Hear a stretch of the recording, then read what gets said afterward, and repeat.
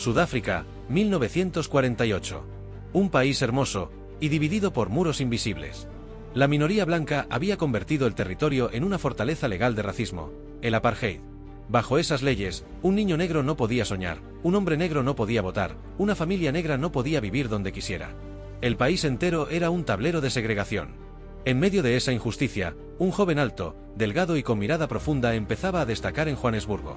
Su nombre era Nelson Rolihlahla Mandela. Hijo de un jefe tribal del clan Tembu, Mandela había sido educado para respetar la autoridad, pero también para defender la dignidad. En la Universidad de Fort Hare, descubrió el poder de las ideas, libertad, justicia, igualdad. Y allí también descubrió algo más poderoso que las leyes, el coraje de resistirlas. A fines de los años 40, Mandela se unió al Congreso Nacional Africano, ANC, un movimiento que luchaba contra la supremacía blanca. Comenzó organizando protestas pacíficas, boicots, marchas. Su voz, grave y pausada, comenzó a inspirar. No hablaba de venganza, sino de justicia. Y eso, en un país dominado por el miedo, era peligroso. Cada marcha era respondida con balas. Cada reunión, con arrestos. Cada palabra, con censura. Pero Mandela no se detuvo. Su sueño era claro, una Sudáfrica donde negros y blancos vivieran con igual dignidad. En 1952 fue arrestado por primera vez. Pasó meses en prisión, pero salió más fuerte. Nos pueden encerrar el cuerpo, dijo, pero nunca el alma. Esa frase se volvió un himno clandestino entre los jóvenes africanos. Su popularidad creció tanto que el régimen empezó a verlo como una amenaza. Los periódicos blancos lo llamaban terrorista, agitador, enemigo del orden. Pero entre los oprimidos, su nombre se convertía en esperanza. Mandela caminaba por los barrios pobres y decía: la libertad no se mendiga, se construye. No sabía que esa construcción le costaría 27 años de su vida. Pero tampoco imaginaba que, cuando saliera, se convertiría en el símbolo del perdón más grande de la historia moderna. El fuego ya ardía bajo la piel de Sudáfrica. Y su chispa tenía nombre y rostro. A comienzos de los años 50, el nombre Nelson Mandela ya era sinónimo de desafío. En cada barrio, en cada mina, su voz se escuchaba llamando a la resistencia pacífica. Pero mientras el pueblo comenzaba a despertar, el gobierno blanco del apartheid respondía con más brutalidad. Las cárceles se llenaban de activistas, los periódicos negros eran clausurados, y la policía patrullaba las calles con armas listas. Mandela se convirtió en uno de los líderes más visibles del Congreso Nacional Africano, ANC. Su carisma era magnético, hablaba con calma, pero cada palabra tenía el peso de la justicia. Sin embargo, el Estado lo vigilaba. Sabía que tarde o temprano, su voz sería considerada una amenaza nacional. En 1956, fue arrestado junto a más de 150 compañeros en lo que se llamó el juicio por traición. Durante 4 años enfrentó acusaciones absurdas: conspiración, incitación, comunismo. Pero Mandela no se derrumbó. Convirtió el tribunal en una plataforma de lucha. Allí pronunció una de sus frases más recordadas: luchamos no por destruir al blanco, sino por construir al hombre. El juicio terminó con su absolución, pero el régimen había tomado nota: Mandela era peligroso. Poco después, el 21 de marzo de 1960, la policía abrió fuego contra una manifestación pacífica en Sharpeville. Murieron 69 personas, la mayoría por la espalda. Ese día cambió todo. Mandela comprendió que el enemigo no respetaba la razón, y que la lucha debía cambiar de forma. Junto a otros líderes del ANC, fundó una organización clandestina, Umkhonto we Sizwe, la Lanza de la Nación. Por primera vez, Mandela aceptó que la resistencia debía incluir sabotaje, no venganza, sino presión. El joven abogado pacifista se convirtió en fugitivo. Viajaba disfrazado, cambiaba de casa, dormía en autos. La prensa lo apodó el Pimpinela Negro, el hombre que la policía nunca podía atrapar. Mientras huía, su rostro se transformaba en símbolo continental. Desde Ghana hasta Tanzania, se hablaba del sudafricano que desafiaba al imperio del apartheid. Pero la libertad, como el fuego, atrae tanto la admiración como la persecución. En 1962, tras años de fuga, la policía lo atrapó en una carretera cerca de Obik. Fue acusado de incitar a la rebelión y conspirar contra el Estado. Mandela sabía que el juicio sería una farsa, pero también que era su momento de mirar al enemigo a los ojos. El activista había caído. El preso estaba naciendo. La sala del tribunal de Pretoria estaba llena.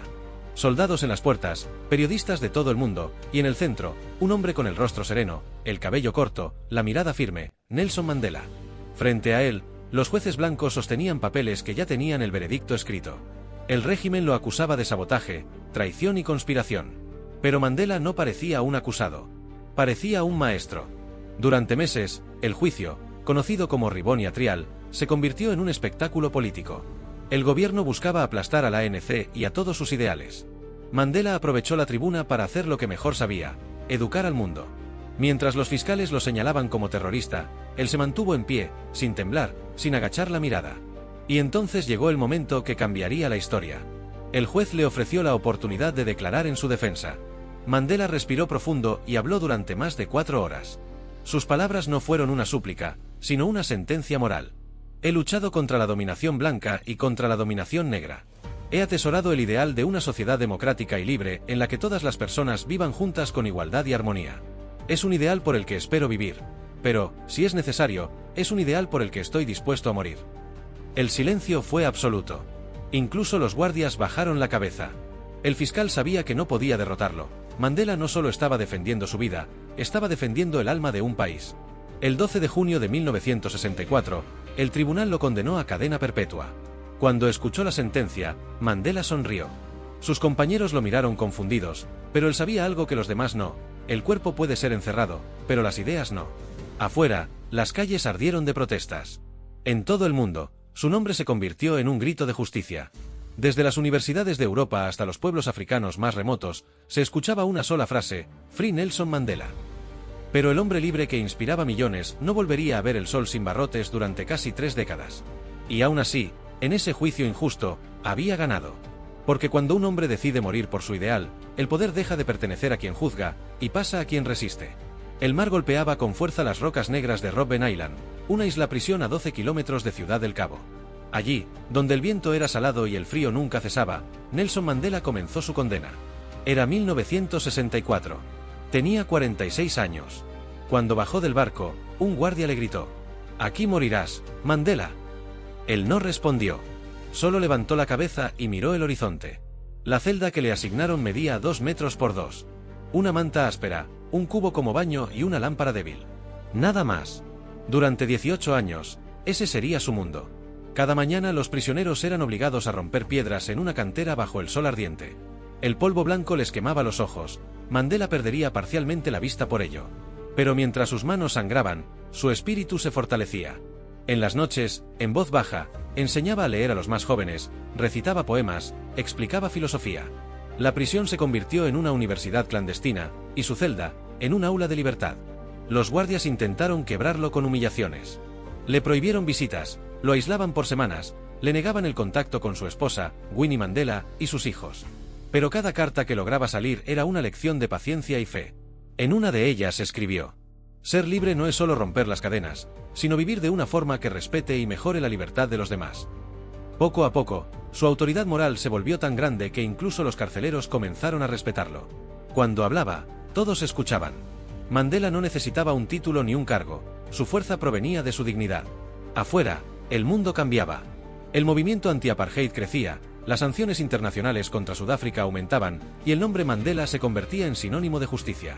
En los muros de universidades, en las calles de Londres, en los guetos de Soweto, se le cantaba como a un héroe ausente.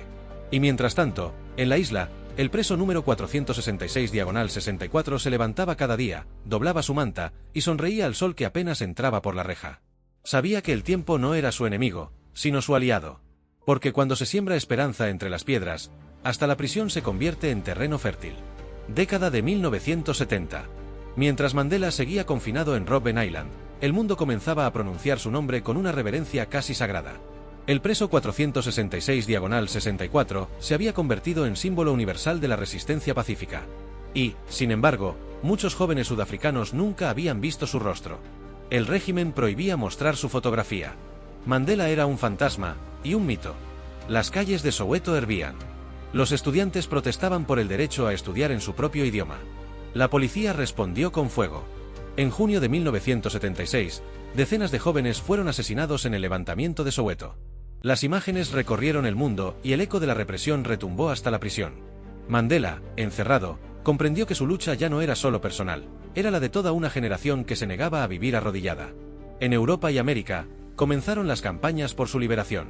Miles marchaban con carteles que decían: «Free Nelson Mandela». Artistas, escritores, líderes religiosos y hasta deportistas pedían su libertad. Su nombre era un himno. Y cada vez que sonaba, el gobierno del apartheid temblaba un poco más. El presidente sudafricano de entonces, Pieter Botha, intentó usarlo como ficha política. Le ofreció la libertad, con una condición, que renunciara a la lucha. Mandela, con el cuerpo debilitado pero la mente firme, respondió con una carta corta. ¿Qué libertad puedo aceptar, si mi pueblo no la tiene? Esa respuesta recorrió el mundo.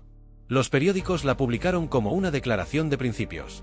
Y en ese momento, Nelson Mandela dejó de ser solo un prisionero, se convirtió en el moral más alto del planeta. Mientras los años pasaban, su figura crecía. Dentro de la prisión, enseñaba inglés, resolvía disputas, cuidaba a los enfermos. Afuera, su rostro aparecía en murales, camisetas, canciones. Era el hombre invisible más visible del siglo. Y aunque los muros seguían siendo los mismos, cada piedra temblaba con el rumor del cambio. Porque ya no era solo Mandela quien resistía, era el mundo entero quien resistía con él. En 1988, cumplió 70 años. Miles de personas lo celebraron en estadios, en calles, en cárceles. Un anciano prisionero que no había visto el amanecer en libertad en 24 años, seguía inspirando a millones que aún creían en la dignidad humana. Finales de los años 80. El mundo había cambiado, y Sudáfrica empezaba a sentir el peso del aislamiento. Las sanciones internacionales asfixiaban la economía, las empresas se marchaban, los aliados desaparecían. El apartheid, esa máquina de odio legalizado, crujía desde dentro. Mientras tanto, en su prisión de Pollsmoor, Nelson Mandela envejecía en silencio. Tenía más de 70 años, el cabello completamente blanco, la espalda encorvada por los años de trabajo forzado. Pero su espíritu seguía erguido. Los carceleros, que antes lo trataban con desprecio, ahora lo saludaban con respeto. Habían comprendido que aquel hombre no era su enemigo, sino un símbolo de algo más grande que todos ellos. En los despachos del poder, el miedo se transformaba en pragmatismo. El nuevo presidente, F.W. de Klerk, entendió lo que sus predecesores no quisieron ver, que mantener encarcelado al hombre más respetado del mundo solo aceleraba la ruina de Sudáfrica. El país estaba al borde del colapso. Y así, el 11 de febrero de 1990, tras 27 años de cautiverio, llegó el día. Mandela fue liberado. Sin cadenas. Sin rencor. Sin pedir nada a cambio. La noticia recorrió el planeta como un relámpago. En las calles de Ciudad del Cabo, miles de personas esperaban verlo. Cuando apareció junto a su esposa Winnie, vestido con una camisa sencilla y una sonrisa tranquila, el tiempo pareció detenerse. Era como si el mundo entero contuviera el aliento. Aquel paso fuera de la prisión fue más poderoso que cualquier bala, más ruidoso que cualquier guerra. Mandela caminaba con serenidad, saludando con la mano abierta, mientras las cámaras transmitían al mundo el nacimiento de una nueva era. Pero el hombre libre que inspiraba millones no volvería a ver el sol sin barrotes durante casi 3 décadas. Y aún así, en ese juicio injusto, había ganado. Porque cuando un hombre decide morir por su ideal, el poder deja de pertenecer a quien juzga, y pasa a quien resiste. El mar golpeaba con fuerza las rocas negras de Robben Island, una isla prisión a 12 kilómetros de Ciudad del Cabo. Allí, donde el viento era salado y el frío nunca cesaba, Nelson Mandela comenzó su condena. Era 1964. Tenía 46 años. Cuando bajó del barco, un guardia le gritó: «Aquí morirás, Mandela». Él no respondió. Solo levantó la cabeza y miró el horizonte.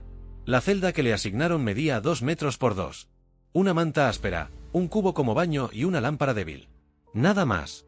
Durante 18 años, ese sería su mundo. Cada mañana los prisioneros eran obligados a romper piedras en una cantera bajo el sol ardiente. El polvo blanco les quemaba los ojos. Mandela perdería parcialmente la vista por ello. Pero mientras sus manos sangraban, su espíritu se fortalecía. En las noches, en voz baja, enseñaba a leer a los más jóvenes, recitaba poemas, explicaba filosofía. La prisión se convirtió en una universidad clandestina, y su celda, en un aula de libertad. Los guardias intentaron quebrarlo con humillaciones. Le prohibieron visitas, lo aislaban por semanas, le negaban el contacto con su esposa, Winnie Mandela, y sus hijos. Pero cada carta que lograba salir era una lección de paciencia y fe. En una de ellas escribió: «Ser libre no es solo romper las cadenas, sino vivir de una forma que respete y mejore la libertad de los demás». Poco a poco, su autoridad moral se volvió tan grande que incluso los carceleros comenzaron a respetarlo. Cuando hablaba, todos escuchaban. Mandela no necesitaba un título ni un cargo, su fuerza provenía de su dignidad. Afuera, el mundo cambiaba. El movimiento anti-apartheid crecía, las sanciones internacionales contra Sudáfrica aumentaban, y el nombre Mandela se convertía en sinónimo de justicia. En los muros de universidades, en las calles de Londres, en los guetos de Soweto, se le cantaba como a un héroe ausente. Y mientras tanto, en la isla, El preso número 466/64 se levantaba cada día, doblaba su manta, y sonreía al sol que apenas entraba por la reja. Sabía que el tiempo no era su enemigo, sino su aliado. Porque cuando se siembra esperanza entre las piedras, hasta la prisión se convierte en terreno fértil. Década de 1970. Mientras Mandela seguía confinado en Robben Island, el mundo comenzaba a pronunciar su nombre con una reverencia casi sagrada. El preso 466/64 se había convertido en símbolo universal de la resistencia pacífica. Y, sin embargo, muchos jóvenes sudafricanos nunca habían visto su rostro. El régimen prohibía mostrar su fotografía. Mandela era un fantasma y un mito. Las calles de Soweto hervían. Los estudiantes protestaban por el derecho a estudiar en su propio idioma. La policía respondió con fuego. En junio de 1976, decenas de jóvenes fueron asesinados en el levantamiento de Soweto. Las imágenes recorrieron el mundo y el eco de la represión retumbó hasta la prisión. Mandela, encerrado, comprendió que su lucha ya no era solo personal, era la de toda una generación que se negaba a vivir arrodillada. En Europa y América, comenzaron las campañas por su liberación. Miles marchaban con carteles que decían, "Free Nelson Mandela". Artistas, escritores, líderes religiosos y hasta deportistas pedían su libertad. Su nombre era un himno. Y cada vez que sonaba, el gobierno del apartheid temblaba un poco más. El presidente sudafricano de entonces, Pieter Botha, intentó usarlo como ficha política. Le ofreció la libertad, con una condición, que renunciara a la lucha. Mandela, con el cuerpo debilitado pero la mente firme, respondió con una carta corta. ¿Qué libertad puedo aceptar, si mi pueblo no la tiene? Esa respuesta recorrió el mundo. Los periódicos la publicaron como una declaración de principios. Y en ese momento, Nelson Mandela dejó de ser solo un prisionero, se convirtió en el moral más alto del planeta. Mientras los años pasaban, su figura crecía. Dentro de la prisión, enseñaba inglés, resolvía disputas, cuidaba a los enfermos. Afuera, su rostro aparecía en murales, camisetas, canciones. Era el hombre invisible más visible del siglo. Y aunque los muros seguían siendo los mismos, cada piedra temblaba con el rumor del cambio. Porque ya no era solo Mandela quien resistía, era el mundo entero quien resistía con él. En 1988, cumplió 70 años. Miles de personas lo celebraron en estadios, en calles, en cárceles. Un anciano prisionero que no había visto el amanecer en libertad en 24 años, seguía inspirando a millones que aún creían en la dignidad humana. Finales de los años 80. El mundo había cambiado, y Sudáfrica empezaba a sentir el peso del aislamiento. Las sanciones internacionales asfixiaban la economía, las empresas se marchaban, los aliados desaparecían. El apartheid, esa máquina de odio legalizado, crujía desde dentro. Mientras tanto, en su prisión de Pollsmoor, Nelson Mandela envejecía en silencio. Tenía más de 70 años, el cabello completamente blanco, la espalda encorvada por los años de trabajo forzado. Pero su espíritu seguía erguido. Los carceleros, que antes lo trataban con desprecio, ahora lo saludaban con respeto. Habían comprendido que aquel hombre no era su enemigo, sino un símbolo de algo más grande que todos ellos. En los despachos del poder, el miedo se transformaba en pragmatismo. El nuevo presidente, F.W. de Klerk, entendió lo que sus predecesores no quisieron ver, que mantener encarcelado al hombre más respetado del mundo solo aceleraba la ruina de Sudáfrica.